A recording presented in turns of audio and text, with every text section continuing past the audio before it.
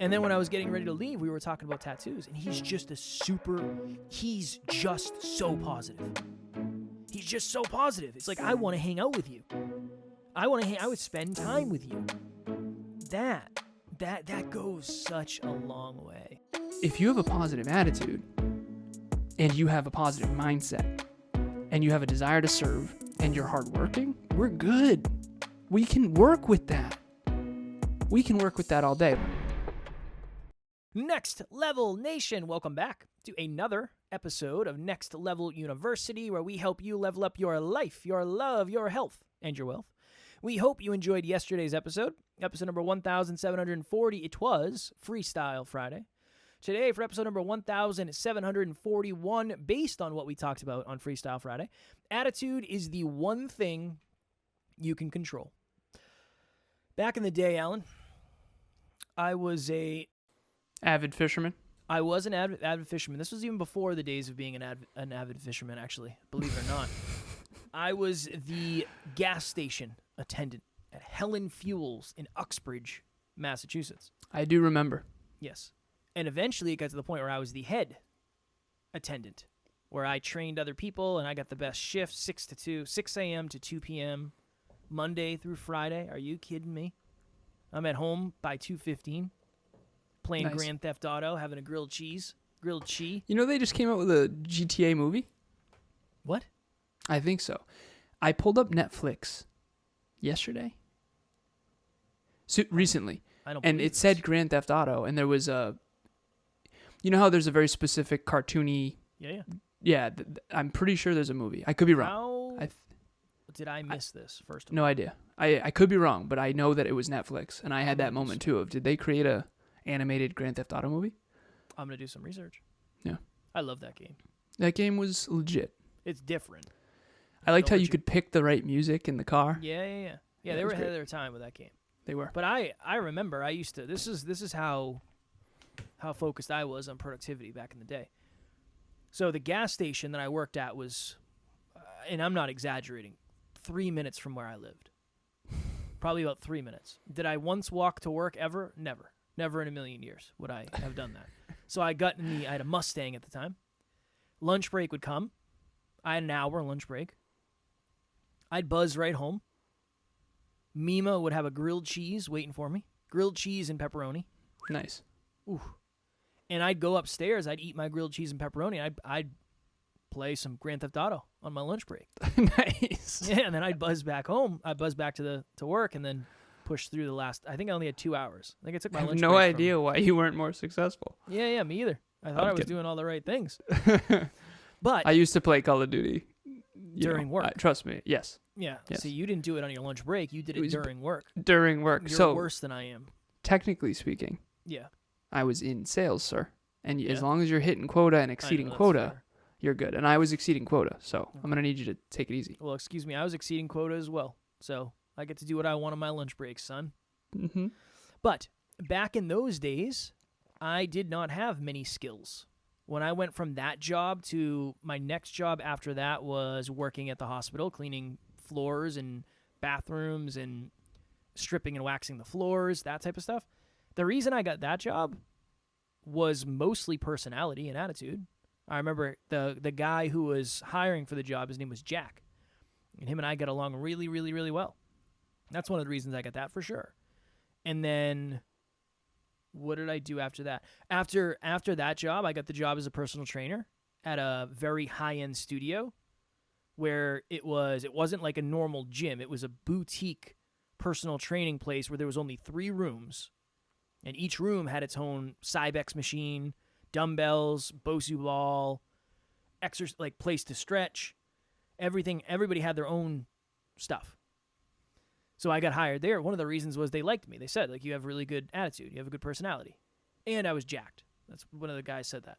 The guy who hired me is like, you're jacked, man. So you're going to fit in perfectly here.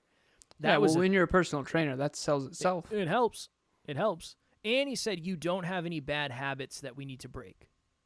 Because I didn't have any experience as a personal trainer. I didn't like them very much. Yeah, I'm not a fan of those people. That's the one I quit and I had to pay money to get out of. And then eventually I got, where did I go from there? I don't know. Every opportunity I get after that was based on I don't have any experience, but I do feel like I have a good attitude, and I feel like I'm a pretty positive person, and I'll do my best. Especially if it's customer facing and I'm talking to people, like I'll really do my best to make people have a good day. Always. Even now. That's when I go to the store or whatever, go get coffee. I always try to make sure I'm positive and I have a good attitude. But that was the thing that got me this job where I made all the money I made, was the fact that I was a good fit for the team. You have you're really positive, you have a good attitude, and you have a good personality. I think you'll fit in perfectly here. And it's kind of come full circle where now when I go on certain podcasts, they'll ask about the team and they'll say, like, what's your process for bringing people on? And I always say most of our team comes from the community. So they listen to the podcast and then they end up joining Next Level Nation. They do group coaching, or they do one-on-one coaching, or they come to a meetup. And we know their core values based on the content that they like. They know our core values based on the fact that they listen to the podcast. And they're all really good people. And they all have really positive attitudes, and they all have really great personalities, and most importantly, they're just really good people. And I would say, if we're being honest, most of the opportunities that we've given to the team is not based on competence or skills. It's, you're a really good person, and I can see myself working together with you for a long period of time, and you have core values, core beliefs, and core aspirations in alignment. So even the way we're doing things now, it's the same thing. I'd rather work with someone who is super positive and doesn't know anything about computers than somebody who's like a computer whiz that is just insufferable and always complaining and all that. So just a story to get today's episode started. Well, there's hard skills and there's soft skills. I never understood what that meant. So hard skills would be your computer skills. Mine are 10 out of 10. I'm a whiz. 9 point. Hey, I'll keep it humble. 9.9 out of 10. There's room for growth. Yep. So that one right thing there is what suppression looks like. Well, yeah. It's funny.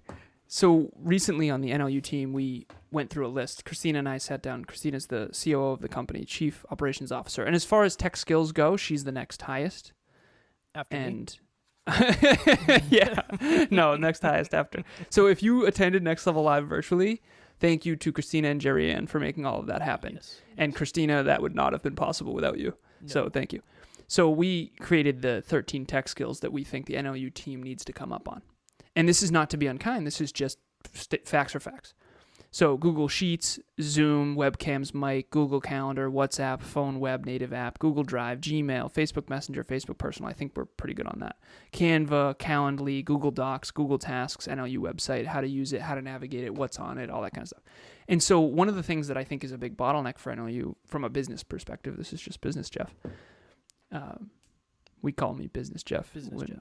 Yeah, Business Jeff, and then there's like warm, loving, heart-driven Jeff. So Business Jeff says, we need to come up on our tech skills. Because lately what I've been doing, and NLU team, I know you're listening, so please don't take this the wrong way. I've been having everyone share their screen, and I've been having them kind of run some of the stuff, and it's been interesting to see the level of tech competence. And I get it, right? I was in computer engineering. I love technology. I did gaming. I was a computer nerd my whole life. So the things that I take for granted are not normal skills. Like one person in Next Level Nation said something. No, it wasn't Next Level Nation. It was Evolve Ventures Society. And I realized that this is a me thing, not another person thing. But there was someone who said, oh, it was Next Level Nation. It was laptop versus phone. And Derek, he said, I don't even have a laptop. And my brain went, brother. And I would tell this to Derek too. This is not me talking bad about Derek. But in my head, it's like, we got to get you a laptop, brother. I ended up giving my old laptop. I was supposed to give it to him. I ended up giving it to, I think, Bianca. But at the end of the day, I just know that's a me thing. I can't imagine not having a laptop. I've had a laptop since I was 10, right? Something like that. I can. I remember I got a tablet when I was, and the only reason I did it, because I just had a bunch of money. It's the only reason I got it. Brother. I remember I was like, I'm going to go to Best Buy. I'm going to buy myself a tablet. Let me go buy this tablet. Just because you had money? Yeah, it was like, it's a bigger phone. Honestly, hey, this, I didn't know. I remember when I got my first laptop. Yeah, I didn't have a laptop before then. I never had a laptop. What the hell do you need a laptop for? 21st century, man. I was living in the 20th.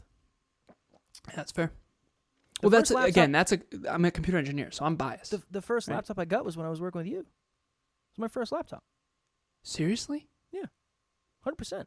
I remember I used to say this to Kev. I used to say, brother, everyone has a LinkedIn. He's like, dude, no one has a LinkedIn. Nobody that I know personally at that time had a LinkedIn.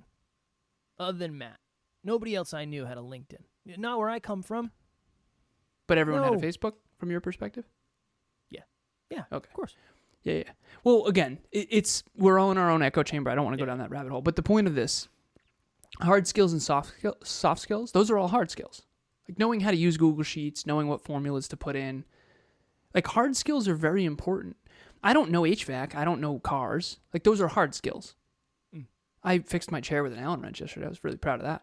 The point is, but I have hard skills in Wi-Fi, computers, hotkeys, all that kind of stuff. And Amelia just figured out how to use 2 mice simultaneously. I said, sweetheart, that's a you thing. She uses, I'm not even kidding, 2 mice at the same time. In each hand? Yes. She writes with 2 hands simultaneously. Whoa. She's unbelievable, dude. She shaves with 2 hands. Wait. Yeah. She writes at the same time with 2 both hands. hands. On the same line or different lines? On the same line. It's same unreasonable. Word? No, so yes. Whoa. Dude, I told her, I said, sweetheart, there's no market for that. So like you have Evolve Ventures Technologies, do not create like a ambidextrous mouse because the quad mouse. She because I got her a mouse. She was jealous of my rainbow mouse. It's like, it glows. It's awesome. It's a gaming mouse. I love it. And she was truly jelly. And rarely does she have any jealousy whatsoever about anything. So I know that's value. And I got her a mouse. And now she's like, I've been waiting for this for 10 years. They never came out with it. I can't believe I can do it. It's so cool. I was just in her office earlier. I was like, sweetheart, that is a you thing, and I want to give you all of it. It's unbelievable. Because she shaves her legs with two razors simultaneously. Dude, I cut myself the other day with 1 razor. Yeah, that's a risky game. Yeah, that's high stakes. Exactly. So, anyways, Emilia's unbelievable. That's the point of that. But hard skills are tangible, tactical, I know how to do that, and I'm good at it, and I've practiced it type of skills. Okay. The soft skills are attitude, people skills, empathy, vulnerability, love, joy, passion, energy levels, being a good person. Those are what they call soft skills. So most people hire for hard skills in the corporate world, and I think that that's a huge mistake in the 21st century. Of course, that's why we're running our company differently. I think that in the future, I hope that people will study what we've done, because I think we're doing things more optimally. Of course, I would think that. I get that I'm biased. But our team was not hired for hard skills, obviously. No offense, right? With all the love to the team. And same, neither was I. Exactly. So exactly. You're all good there. That's how it started. If you have a positive attitude and you have a positive mindset and you have a desire to serve and you're hardworking, we're good. We can work with that. We can work with that all day. Last piece, I want to kick it over to you.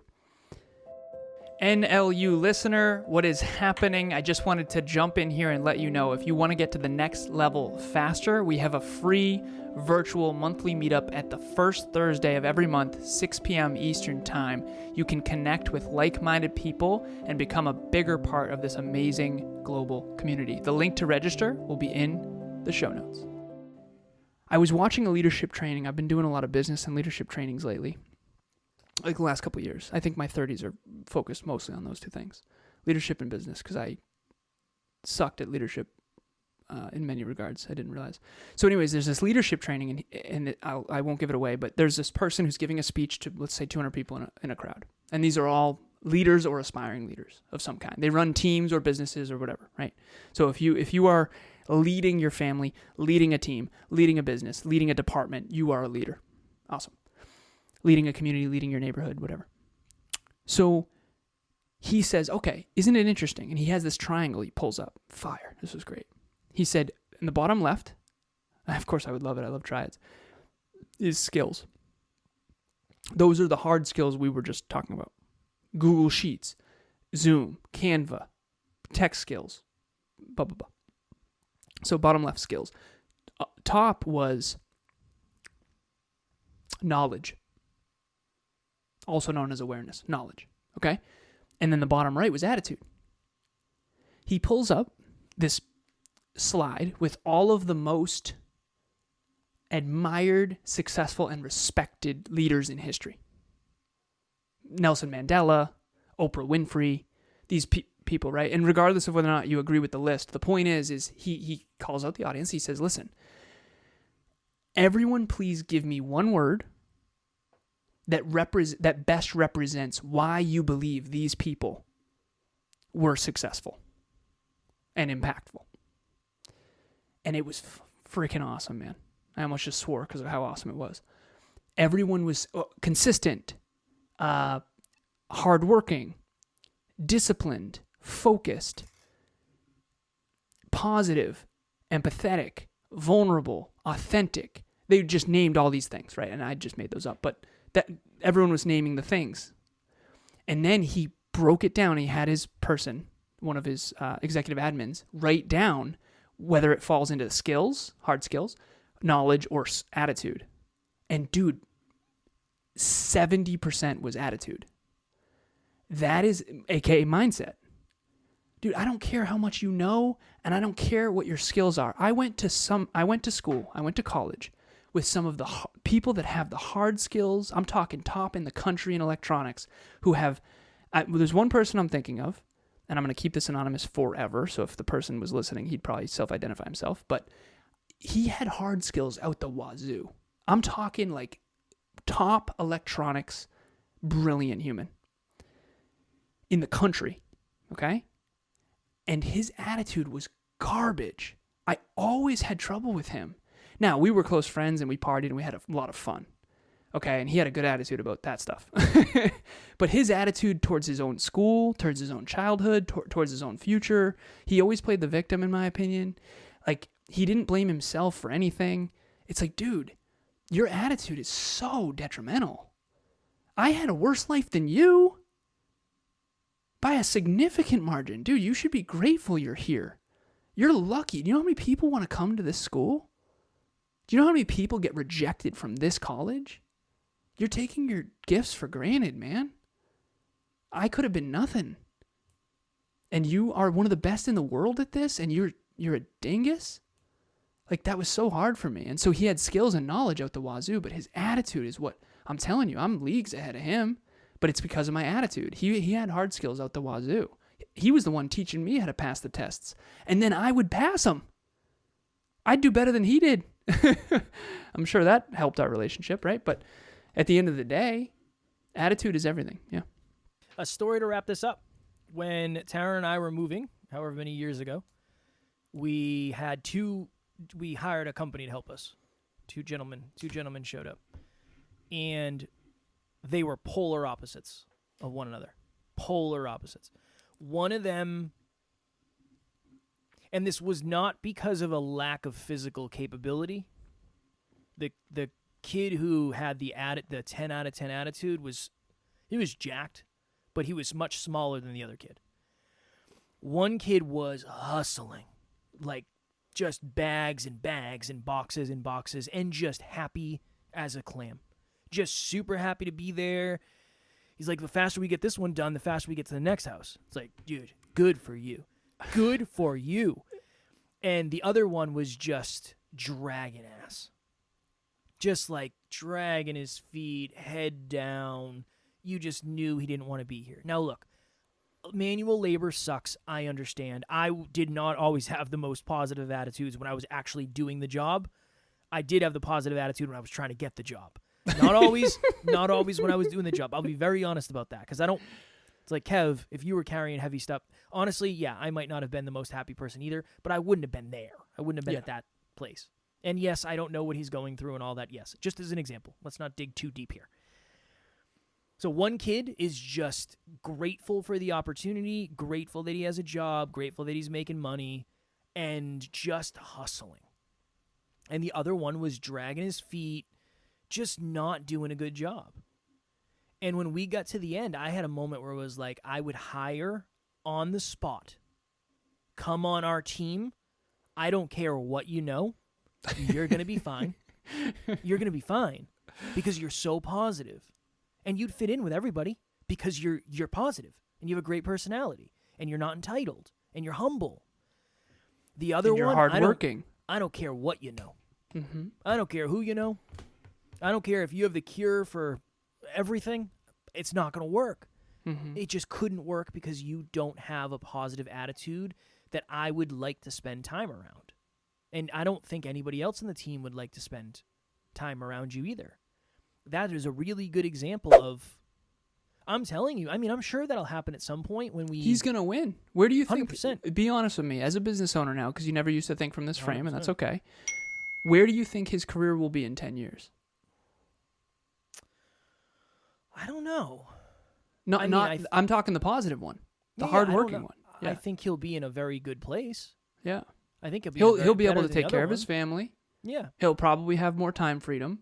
He'll have a better network of people. I wish I remembered his name so I could reach out to him in 5 years. I wish you'd remember his name so we can hire him. I would. Yeah. But that's how I think now. I think of that. Mm-hmm. There's a kid at the gym.